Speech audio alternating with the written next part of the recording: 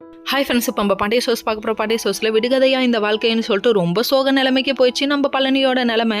நம்ம சுகன்யா ஒரு பக்கம் ஊரையே கூப்பிட்டாங்க, கத்தி கூப்பாடு போட்டதுக்கப்புறம் என்னடா சொல்ல போகிறான்னு சொல்லிட்டு இவரே ஆச்சரியமாக பார்க்குறாரு. என்ன அடைக்கிறேன் உதைக்கிறேன் குத்துறேன்னு சொல்ல போகிறான்னு நினச்சி பார்த்துட்டு இருக்க தம்பி ஒன்று சோழியை முடிச்சு விட்டா அந்த மாதிரி ஆயிடுச்சிங்க. அதாவது விருப்பம் இல்லாமல் தொடரான்னு ஒரு விஷயத்தை போட்டு விட ஐயோயோ ஒரு பிட்டா ரெண்டு பிட்டா இந்த பிட்டுக்கே பயங்கரமாக ஆயிடுச்சு. அதாவது இவங்க என்ன யோசிப்பாங்கன்னா, அதாவது எந்த ஒரு பையனையும் இந்த அளவுக்கு அசிங்கப்படுத்துற பையனை விடுங்க, கட்டின புருஷனை யாராவது இந்த அளவுக்கு அசிங்கப்படுத்துவாங்களா? அந்த அளவுக்கு அசிங்கப்படுத்திடுச்சுங்க. கடைசியில் பார்த்தா கூட பிறந்த அக்காவே நீ என் தம்பியாக இருக்கிறதுக்கு எனக்கு அசிங்கமாக இருக்கடான்னு சொல்லிட்டாங்க. அந்த ரேஞ்சுக்கு போயிடுச்சுன்னா பார்த்துக்கோங்க. உடனே தூணை பிடிச்சிட்டு கட்டி பிடிச்சிட்டு அழுகுறாரு. அழுதவர் வெளியில் போயிட்டு ஐயோ ஊரை தெரிஞ்சுக்கிட்டேன் உலகம் தெரிஞ்சுக்கிட்டேன் கண்மணின்னு பாட்டை போட்டுட்டு ரொம்ப ஃபீல் பண்ணுறாப்ல. ஃபீல் பண்ணாதீங்க அப்படிங்கிற மாதிரி ஆயிடுச்சு.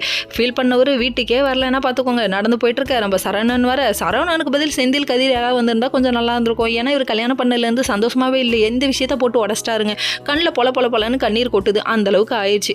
அது மட்டும் இல்லை, நம்ம சரவணன்ட்ட என்ன சொல்கிறாரு தெரியுங்களா? ஒன் தாலி டோட்டல் லைஃப் காலி அப்படிங்கிறாரு. அடப்பாவிகளா, இது 2K ட்ரெண்ட் இல்லை இந்த டைலாக்கு, அது இவருக்கு போட்டாச்சுங்க அப்படிங்கிற மாதிரி ஆயிடுச்சு.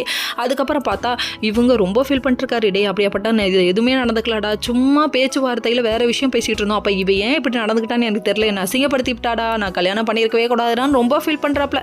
கல்யாணத்துக்கு அப்புறம் நான் ரொம்ப ஃபீல் பண்ணுறேன்டா அப்படின்னு சொல்லி ஃபீல் பண்ணேன். இங்கே ஒரு பக்கம் சுகன்யா மேலே எனக்கு தப்பாக இருக்குன்னு சொல்லிட்டு மீனா கண்டுபிடிக்கிறாங்க. கண்டுபிடிங்க நல்லா கண்டுபிடிங்க அப்படிங்கிற மாதிரி இருக்குது. ராஜும் ஒரு பக்கம் ஆமாம் எனக்கு சந்தேகமாகவே இருக்குது, எனக்கு உங்களை பிடிக்கவே இல்லை, ஏதோ தப்பு பண்ணுறாங்க, நம்ம சித்தப்பாவோட லைஃபு காலி அப்படின்றாங்க. உங்களுக்கு இப்போ தான் தெரியுதா, எனக்கு ஆரம்பத்திலே தெரியும் அப்படிங்கிற மாதிரி இருக்கு இவரோட ரியாக்ஷன். ஓகே.